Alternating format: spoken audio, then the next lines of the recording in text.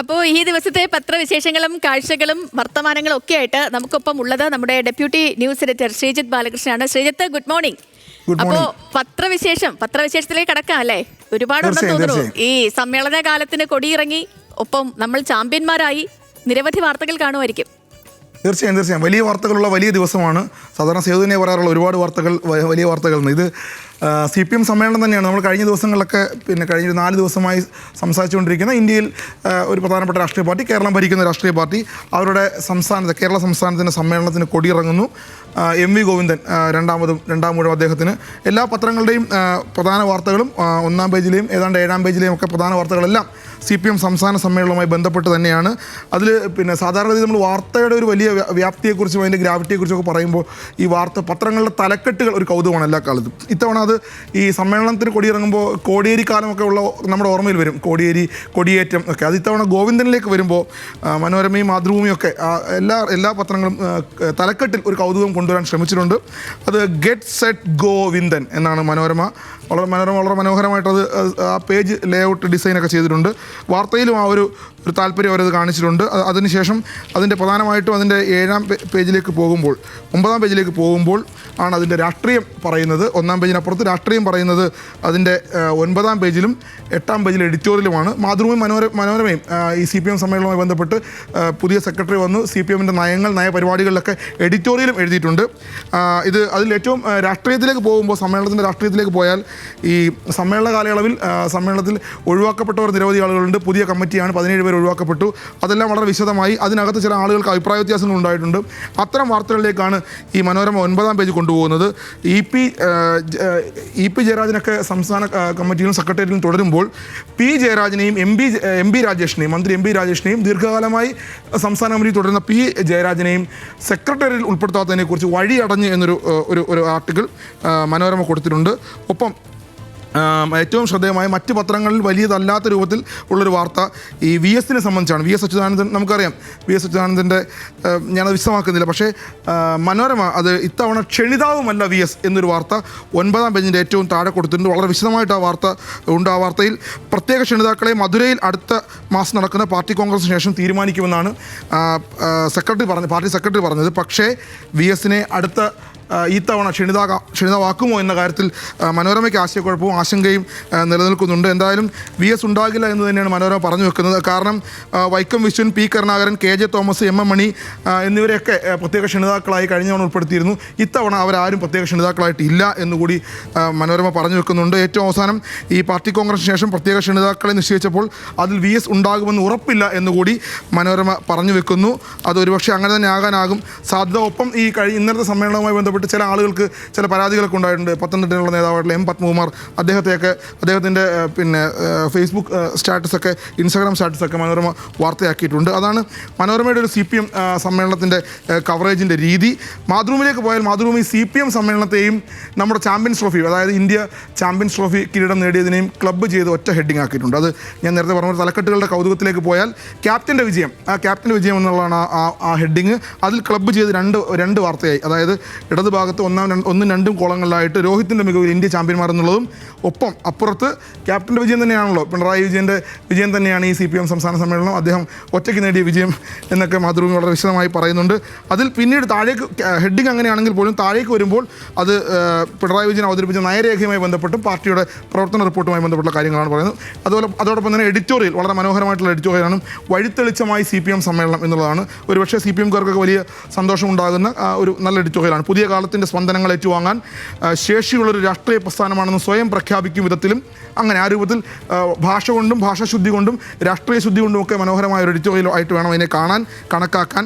ഒപ്പം ചാമ്പ്യൻ എന്നൊരു ഹെഡിങ്ങിൽ 7-ാം പേജിൽ, ചാമ്പ്യനുള്ള ഹെഡിങ്ങിൽ 7-ാം പേജിൽ വരുമ്പോൾ ചാമ്പ്യൻ തന്നെയാണ് പിണറായി ചാമ്പ്യനാണെന്ന് പറഞ്ഞു വെക്കുന്നു. വിഭാഗീയതയിൽ പടവെട്ടി ജയിച്ച് വിയോജിപ്പുകളെ അലിയിച്ചു കളഞ്ഞ് പാർട്ടിയിൽ ഒരേ ഒരാളായി എന്നൊരു ടാഗ് ലൈൻ കൂടി മാതൃഭൂമി ആ ചാമ്പ്യൻ എന്നുള്ള വാർത്തയിൽ കൊടുക്കുന്നുണ്ട് വലതു ഭാഗത്ത്. ഒപ്പം താഴെ മേയിൽ പിണറായി വിജയൻ 80 വയസ്സ് തികയും, സംഘടനാ പദവിക്ക് 75 വയസ്സും, പാർലമെൻ്ററി തലത്തിൽ 2 ടേമും. ആ രൂപത്തിൽ പിണറായി വിജയൻ്റെ ആരാധകരെ സംബന്ധിച്ചും സംതൃപ്തി ഉളവാക്കുന്ന ഒരു ലേഖനം തന്നെയാണത് ബിജു പരവത്തിൻ്റെ ബൈലൈനിൽ. എന്നാലും സാങ്കേതികമായി പാർട്ടി കോൺഗ്രസ്സാണ് അദ്ദേഹത്തിന് പ്രായപരിധി നൽകേണ്ടത്. ആ രൂപത്തിൽ വളരെ വിശദമായി ചാമ്പ്യൻ പിണറായി എങ്ങനെയാണ് പാർട്ടിയിൽ ഇപ്പോൾ ഈ കഴിഞ്ഞ കാലങ്ങളെല്ലാം അദ്ദേഹത്തിൻ്റെ കയ്യിലേക്ക് കൊണ്ടുവന്നത് എന്നൊക്കെ വളരെ വിശദമായി പ്രതിപാദിക്കുന്നതാണ് മാതൃഭൂമി മനോരമയും വളരെ നന്നായി തന്നെ അക്കാര്യം കൈകാര്യം ചെയ്തിട്ടുണ്ട്. ഈ കേരള കൗമുദിയും ദേശാഭിമാനി സ്വാഭാവികമായും പാർട്ടി പത്രം എന്ന നിലയിൽ വളരെ സീരിയസ് ആയി തന്നെ അതിനെ കൈകാര്യം ചെയ്തിട്ടുണ്ട്. അതങ്ങനെ തന്നെ. പക്ഷേ കേരള കൗമുദി 1-ാം പേജിൽ കൊടുത്തതിനപ്പുറത്ത് ശ്രദ്ധിക്കേണ്ട ഒരു സംഗതി, കേരള കൗമുദിയുടെ 4-ാം പേജിൽ സംസ്ഥാന കമ്മിറ്റി അംഗങ്ങളുടെ മുഴുവൻ ചിത്രങ്ങളും നൽകിയിട്ടുണ്ട്. സാധാരണഗതിയിൽ ദേശാഭിമാനി മാത്രമാണ് ഒരു പാർട്ടി പത്രം, അവരുടെ പാർട്ടിയുമായി ബന്ധപ്പെട്ട സമ്മേളനം, പാർട്ടി നേതാക്കളുടെ ചിത്രങ്ങളൊക്കെ. പക്ഷേ കേരള കൗമുദി ഇത്തവണ വളരെ കൗതുകത്തോടെ അതിനെ കാണേണ്ടതുണ്ട്. CPM സംസ്ഥാന കമ്മിറ്റി അംഗങ്ങളുടെ മുഴുവൻ ചിത്രങ്ങളും, സെക്രട്ടേറിയറ്റ് അടക്കം മുഴുവൻ ചിത്രങ്ങളും നൽകുന്ന ഒരു 4-ാം പേജ്. ഒപ്പം അപ്പുറത്തേക്ക് പോയാൽ 5-ാം പേജിൽ പി ജയരാജന് വീണ്ടും അവഗണന. അത് പ്രവർത്തന റിപ്പോർട്ടിൽ പറഞ്ഞ ഫാൻസ് കരുത്ത് തുണയായില്ല എന്ന രൂപത്തിൽ, അതായത് ഫാൻസ് കരുത്തിനെ കുറിച്ചൊക്കെ സംസ്ഥാന സെക്രട്ടറിയുടെ പ്രവർത്തന റിപ്പോർട്ടിലുണ്ടായിരുന്നു. ആ ഫാൻസ് കരുത്ത് തുണയാകാത്തത് കൊണ്ട് പി ജയരാജന് സെക്രട്ടേറിയറ്റിൽ ഉൾപ്പെടുത്തിയില്ല എന്നൊരു വാർത്ത കൂടി കേരള കൗമുദി കൊടുക്കുന്നുണ്ട്. പത്മകുമാറിൻ്റെ അതൃപ്തി, MP രാജേഷിനെ തഴഞ്ഞതൊക്കെ കേരള കൗമുദി വളരെ വിശദമായി പറയുന്നുണ്ട്.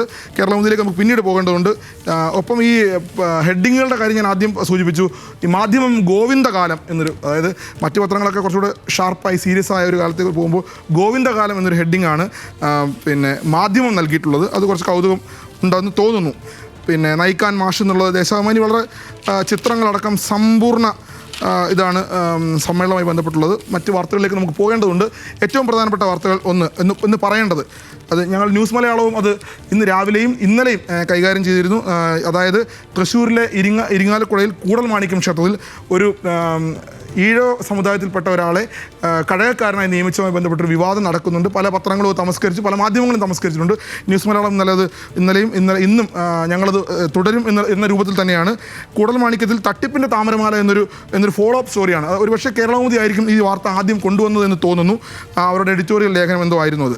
ഇരിങ്ങാലക്കുട കൂടൽമാണിക്യത്തിലെ കഴകം ജീവനക്കാർ നടത്തുന്ന തട്ടിപ്പുകൾ, അവിടെ ഇപ്പോൾ തന്ത്രിമാരുടെ സമരമുണ്ടായിരുന്നു. ഒരു ഈഴവ സമുദായത്തിൽപ്പെട്ടൊരു വ്യക്തിയെ കഴകക്കാരനായി നിയമിച്ചതിൽ തന്ത്രിമാർക്കുള്ള വിയോജിപ്പാണ് ആ വാർത്തയുടെ തുടർ. അതായത് അവിടെ നടക്കുന്ന തട്ടിപ്പുകളെക്കുറിച്ച് വളരെ വിശദമായി എനിക്ക് തോന്നുന്നു കേരള കൗമുദി ഇനിയും അത് ഫോളോ ചെയ്യും. ന്യൂസ് മലയാളം ഇന്ന് ഞങ്ങളുടെ RDXൽ അത് ചർച്ച ചെയ്യുന്നുണ്ട്. ആ രൂപത്തിലാണ് മറ്റു വാർത്തകളിലേക്ക് പോകേണ്ടത്. ഇനി ദേശീയ പത്രങ്ങളിലേക്ക് പോകുന്നതിന് മുമ്പ് ഇന്ന് പാർലമെൻറ്റ് സമ്മേളനം നടക്കുന്നുണ്ട്. അതിനെക്കുറിച്ച് വളരെ വിശദമായി, അതായത് വഖഫ് ബില്ലും ഒക്കെ ചർച്ച ചെയ്യപ്പെടുന്ന ഒരു പാർലമെൻറ്റിൻ്റെ 2-ാം ഘട്ടം സമ്മേളനം, ബജറ്റ് സമ്മേളനം തുടങ്ങുകയാണ്. മണിപ്പൂരിൽ നമ്മൾ ഇന്നലെ പറഞ്ഞിരുന്നു, മണിപ്പൂരിൽ കലാപം വീണ്ടും പൊട്ടിപ്പുറപ്പെട്ടിട്ടുണ്ട്. ആഭ്യന്തരമന്ത്രി അമിത്ഷായുടെ ഇടപെടലൊക്കെ ഉണ്ടെങ്കിൽ പോലും മണിപ്പൂരിൽ കലാപം പൊട്ടിപ്പുറപ്പെട്ടിട്ടുണ്ട്. അതിനെക്കുറിച്ചുള്ള ചർച്ചകൾ, വലിയ പ്രതിഷേധങ്ങൾ ഒരുപക്ഷെ പാർലമെൻറ്റ് ഉണ്ടാവും. വഖഫ് ബിൽ അവതരിപ്പിക്കുന്നു. അതുമായിട്ട് ബന്ധപ്പെട്ടും എന്തായാലും മുസ്ലിം സംഘടനകൾ ഇന്ന് മുതൽ പ്രക്ഷോഭത്തിന് ഇറങ്ങുന്നു എന്നൊരു വാർത്ത മാധ്യമത്തിലുണ്ട്. മുസ്ലിം വ്യക്തി നിയമ ബോർഡ് പ്രതിഷേധത്തിലേക്ക് പോകുന്നു എന്നുള്ള വാർത്ത മാധ്യമത്തിലുണ്ട്. മറ്റു പത്രങ്ങൾ കൈകാര്യം ചെയ്തിട്ടില്ല. അപ്പോൾ ആ രൂപത്തിൽ വഖഫും കൂടി വരുമ്പോൾ പാർലമെൻറ്റിലും വലിയ പ്രതിഷേധത്തിനിടയുണ്ടാകും. പാർലമെൻറ്റ് ബജറ്റിൻ്റെ 2-ാം ഘട്ടം ഇന്ന് ആരംഭിക്കുകയാണ്. നിയമസഭയും ഇന്ന് ആരംഭിക്കുന്നുണ്ട്. ഈ CPM സമ്മേളനത്തിൽ മുങ്ങിപ്പോയ ചില സംഭവങ്ങളാണ് അതൊക്കെ. ദേശീയ ദിനപത്രങ്ങളിലേക്കും ഇംഗ്ലീഷ് ദിനപത്രങ്ങളിലേക്ക് പോയാൽ, അതായത് ഇപ്പോൾ ഈ മണ്ഡല പുനരേകീകരണവുമായി ബന്ധപ്പെട്ട് DMK വലിയൊരു പ്രതിഷേധത്തിലേക്ക് പോകുന്നുണ്ട്. കേരളമടക്കമുള്ള സംസ്ഥാനങ്ങളുമായി ചർച്ച ചെയ്യുമെന്നാണ് പറയുന്നത്. DMKയുടെ MP-മാർ മുഴുവൻ ഈ BJP ഇതര സംസ്ഥാനങ്ങൾ സന്ദർശിച്ച് അവരുടെ അവരുടെ പിന്തുണ തേടാൻ അവർ ആഗ്രഹിക്കുന്നു എന്ന രൂപത്തിലുള്ള വാർത്തയാണ് DMK 1-ാം പേജിൽ ഹിന്ദു 1-ാം പേജിൽ കൊടുത്തിട്ടുള്ളത്. ഒപ്പം മണിപ്പൂരിനെയും ഹിന്ദു അഡ്രസ്സ് ചെയ്യുന്നുണ്ട്. ഹിന്ദു തന്നെയാണ് ഇന്നലെയും മണിപ്പൂരിനെയും അഡ്രസ്സ് ചെയ്യുന്നത് വേണം നമ്മൾ മനസ്സിലാക്കാൻ. പിന്നൊരു പ്രധാനപ്പെട്ട വാർത്തയിലേക്ക് പോയാൽ അത് ടൈംസ് ഓഫ് ഇന്ത്യക്ക് മാത്രമാണ് ഒരുപക്ഷെ ഉള്ളത്. ഇന്ന് രാവിലെയാണ് നമുക്ക് എല്ലാവർക്കും ആ വാർത്തയിലേക്ക് പോകാൻ കഴിഞ്ഞത്. അതായത് കാനഡയിൽ ട്രംപിൻ്റെ ഒരു വലിയ ചർച്ചയൊക്കെ നടന്നതാണ്. ട്രംപിൻ്റെ വിമർശനങ്ങൾ കാനഡ ഏറ്റുവാങ്ങിയതാണ്. കാനഡയിൽ പുതിയ പ്രധാനമന്ത്രി അധികാരത്തിൽ വരുന്നു എന്നുള്ള വാർത്തയാണ്. അതായത് മാർക്ക് കാർണിക്കാണ് ഇനി കാനഡയെ നയിക്കാനുള്ള ചുമതലയുള്ളത്. അത് ടൈംസ് ഓഫ് ഇന്ത്യ ലേറ്റായി കിട്ടിയ വാർത്ത വളരെ മനോഹരമായി 1-ാം പേജിൽ ഒരു മാസ്റ്റേഡിനോടൊപ്പം ചേർത്ത് കൊടുത്തിട്ടുണ്ട്. അത് ദേശീയ തലത്തിൽ അന്തർദേശീയ തലത്തിലൊക്കെ ചർച്ചയാവുന്നതാണ്. ട്രംപും കാനഡയും തമ്മിലുള്ള യുദ്ധം ശീതസമരം നടക്കുന്ന ഒരു സാഹചര്യത്തിൽ വാർത്ത ടൈംസ് ഓഫ് ഇന്ത്യ വളരെ മനോഹരമായി 1-ാം പേജിൽ കൊടുത്തു. ഇനി ഏറ്റവും ശ്രദ്ധേയമായത് നമ്മൾ പറയേണ്ടത് ചാമ്പ്യൻസ് ട്രോഫിയുമായി ബന്ധപ്പെട്ട കാര്യമാണ്.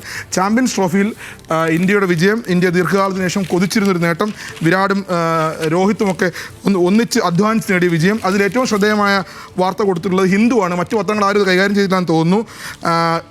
നോ പ്ലാൻസ് ടു റിട്ടയർ എന്നൊരു വാർത്ത ഹിന്ദുവിൽ പോകുന്നുണ്ട്. അതായത് രോഹിത് ഇപ്പോൾ റിട്ടയർ ചെയ്യാൻ ഉദ്ദേശിക്കുന്നില്ല എന്നൊരു വാർത്തയാണ്. അതായത് ഒരുപക്ഷെ ഈ കിരീടം നേടിയാൽ രോഹിത്തും കോഹ്ലിയും രവീന്ദ്ര ജഡേജയും റിട്ടയർ ചെയ്തേക്കും, വിരമിച്ചേക്കും എന്നൊരു വാർത്ത കഴിഞ്ഞ ദിവസങ്ങളൊക്കെ പ്രചരിച്ചിരുന്നു. പക്ഷേ അതുണ്ടായില്ല. അങ്ങനെ ഒരു പ്ലാനും ഞങ്ങൾക്കില്ല എന്ന് രോഹിത് പറയുന്നൊരു രോഹിത്തിൻ്റെ ഒരു സ്റ്റേറ്റ്മെൻറ്റ് ഹിന്ദു കൊടുത്തിട്ടുണ്ട്. ബാക്കിയെല്ലാം നമുക്കറിയാവുന്നതാണ്. ഈ ക്യാപ്റ്റൻ്റെ വിജയം എന്ന് പറയുന്നത് പോലെ ചാമ്പ്യൻസ് ഫൈറ്റ് അടക്കം വളരെ മനോഹരമായ തലവാചകങ്ങൾ. നമ്മൾ ആദ്യം പറഞ്ഞ പോലെ ഇന്ത്യൻ ചാം എന്ന് മാതൃഭൂമി പറയുമ്പോൾ വളരെ മനോഹരമായി അതിനേക്കാൾ ഒരു പടി മുന്നിൽ നിൽക്കാൻ വിന്ധ്യ എന്നാണ് മനോരമ. സാധാരണ രീതിയിൽ മനോരമ ഈ തലവാചകങ്ങൾ, പ്രത്യേകിച്ച് സ്പോർട്സിൻ്റെ തലവാചകങ്ങളിലൊക്കെ മികച്ചു നിൽക്കുന്നൊരു പത്രം കൂടിയാണ്. ദേശാഭിമാനി കുറച്ചും കൂടി അതിനെ ഒന്ന് ഭാഷയൊക്കെ ഒന്ന് ഉപയോഗപ്പെടുത്തിയിട്ടുണ്ട്. അറബ് മണ്ണിൽ ഇന്ത്യയുടെ സംഘഗാനം എന്നുള്ളതാണ്. അങ്ങനെ ആ രൂപത്തിൽ. പിന്നെ ഒരുപക്ഷെ ഈ ചാമ്പ്യന്മാർ എന്ന് തന്നെയാണ് പറയേണ്ടതെന്നുള്ളതുകൊണ്ട് മാധ്യമം അതിനെ ചാമ്പ്യൻസ് എന്ന് തന്നെയാണ് പറഞ്ഞിട്ടുള്ളത്.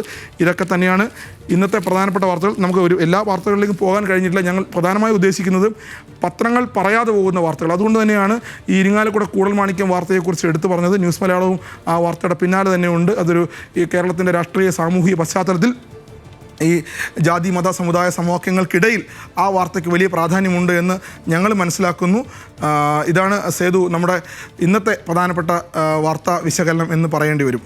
ശരി ശ്രീജിത്ത്. ഓക്കെ, അപ്പോൾ വളരെ സമഗ്രമായി തന്നെ പത്രവിശേഷങ്ങൾ പ്രേക്ഷകരിലേക്ക് എത്തിക്കുകയായിരുന്നു ശ്രീജിത്ത് ബാലകൃഷ്ണൻ. ഓക്കെ ശ്രീജിത്ത്.